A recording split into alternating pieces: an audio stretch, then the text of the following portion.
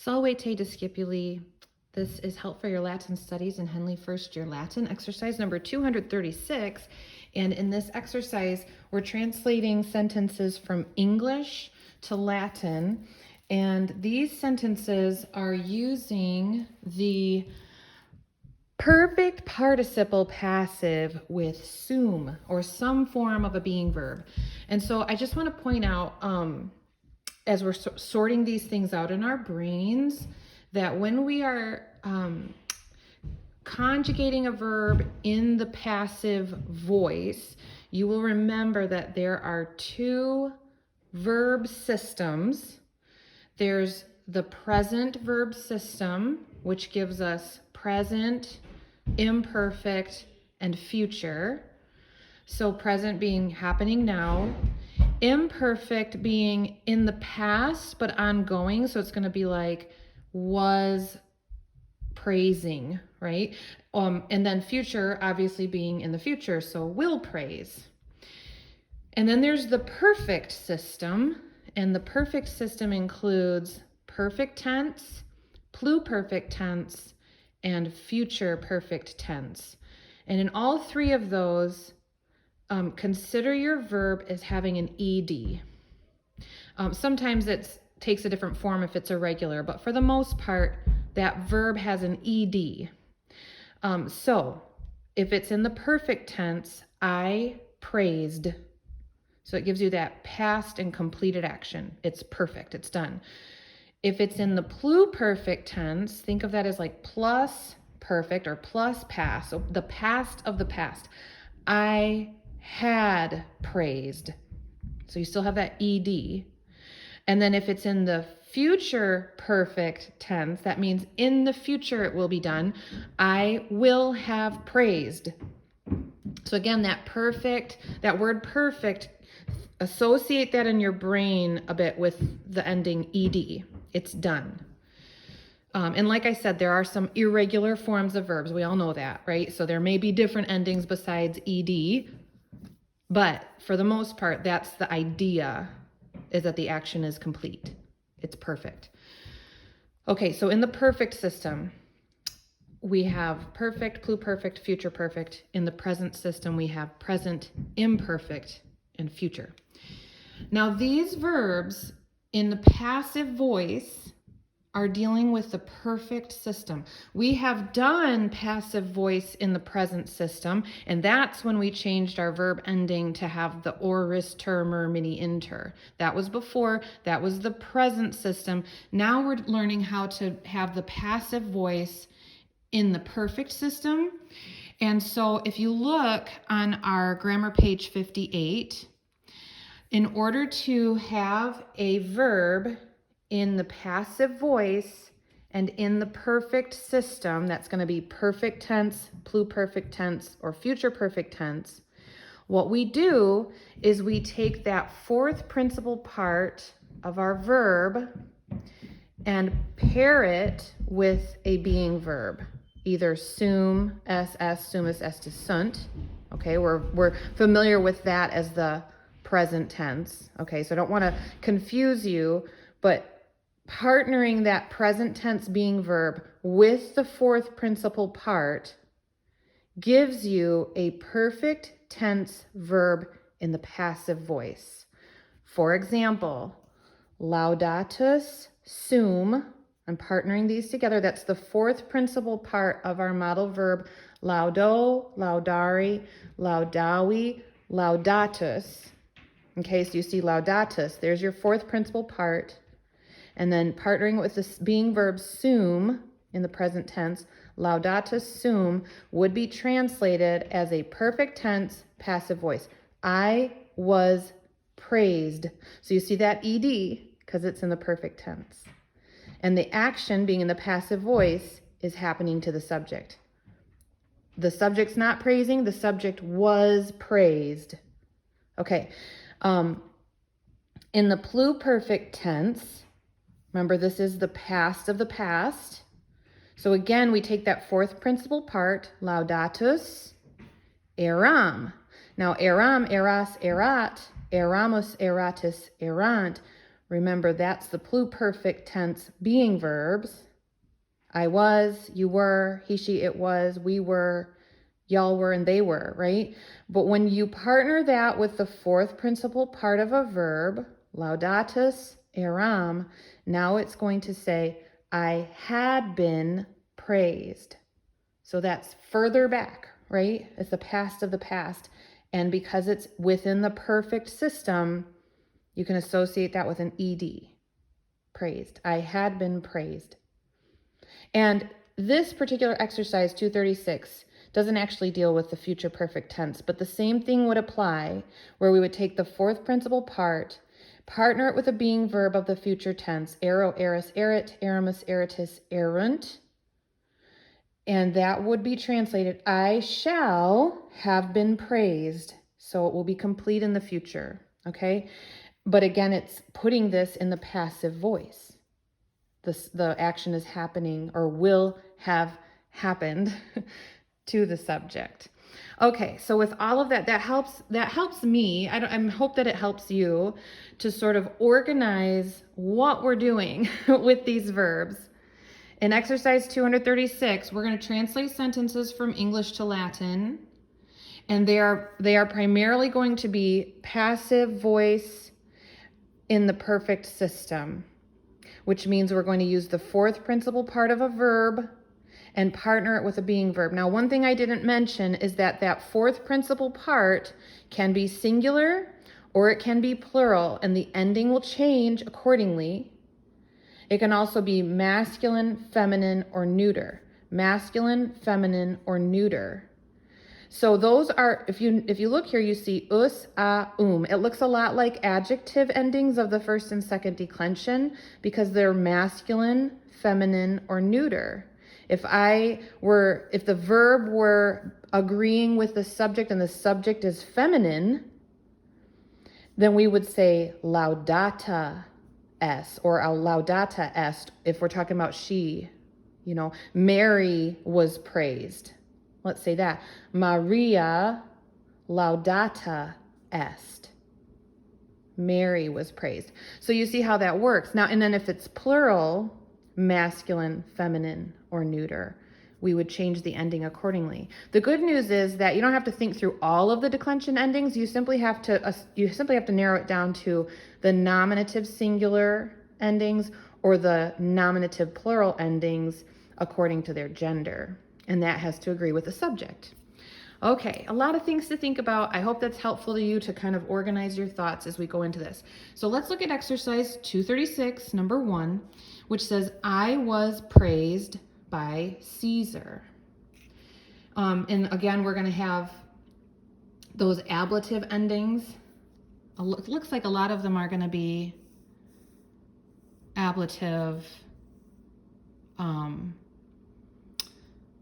Ablative of person. Why am I not thinking of the word?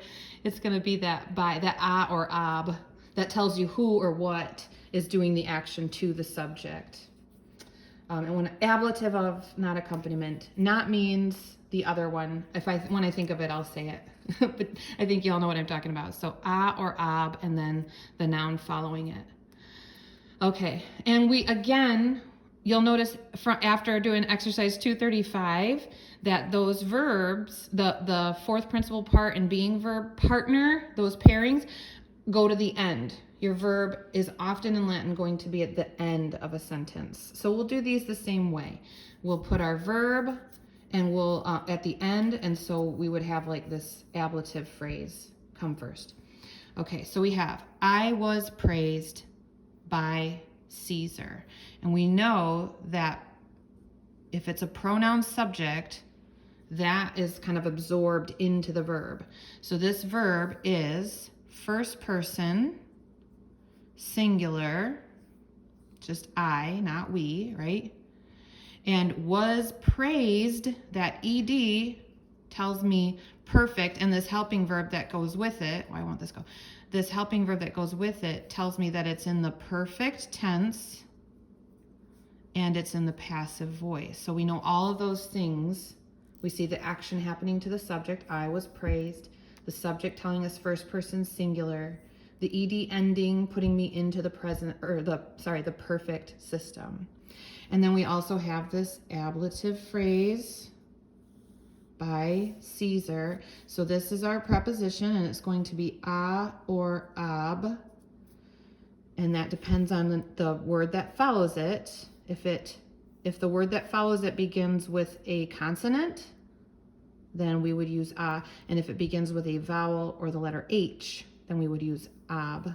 And Caesar is our Latin verb. This is going to be ablative, right? It's an object of the preposition.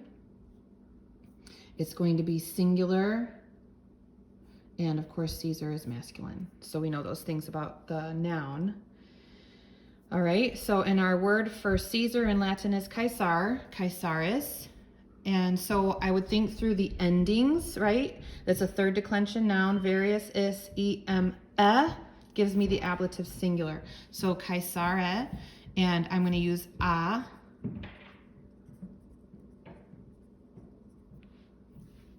Okay, and there's my ablative.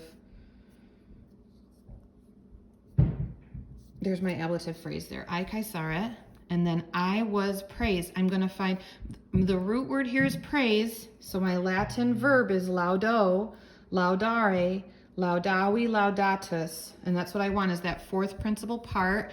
And it has to be, we'll say masculine, singular. When you don't know is the subject male or female, just go masculine. So laudatus. Oh, there's a macron there. Laudatus sum means I. And there's the translation of that first sentence. I, Caesare, laudatus sum. There's your verb, and that is the perfect tense, first person singular, passive voice. It takes the fourth principal part plus a being verb. All right, let's do one more. And I picked number 5 because it's a little bit different. It has a different gender to work with and a different tense to work with. So let's look at this one together too. So our subject is grain. So we do have a subject noun, not a pronoun. And so we're going to use that in our translation, and that will be the first word. And grain we know is frumentum. And then here's our verb. Had been carried, all together. It had been carried. When I'm talking about grain, singular, it had been carried, that is a third person singular. Okay, and it's again that passive voice, and this is actually pluperfect. It's not saying the grain was carried, that would be perfect, but had been, it's further back. It had been carried. So this is pluperfect, and it's passive voice. We know all those things, had been carried. Then we have a preposition here, into. Into has this idea of movement, and when you have that preposition in Latin in, if it feels stationary, then it takes an object of the preposition in the ablative case. If it feels like there's a motion, it has to do with movement, which this does, it's being carried into, then it would take the accusative. So we want our object of the preposition to be accusative this time. And winter quarters is plural. And I think it might be neuter. This, of course, is grain. This is going to be our nominative, singular, and neuter. But I'd have to look up winter quarters. So we have our subject, frumentum. We're going to put our verb last. So I'm jumping over here to this prepositional phrase, into the winter quarters. Our Latin word for into is in. And the noun following it needs to be in the accusative and plural. And I'm just going to go ahead here and look for winter quarters.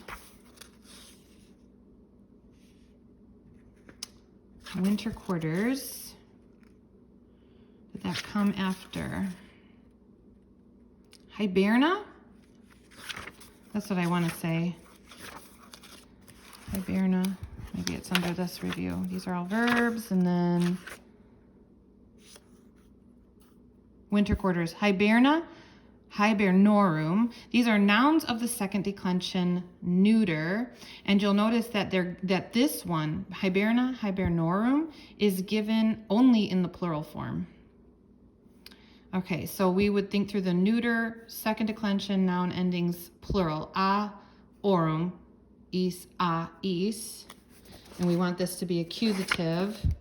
So a, orum, is, a, hiberna.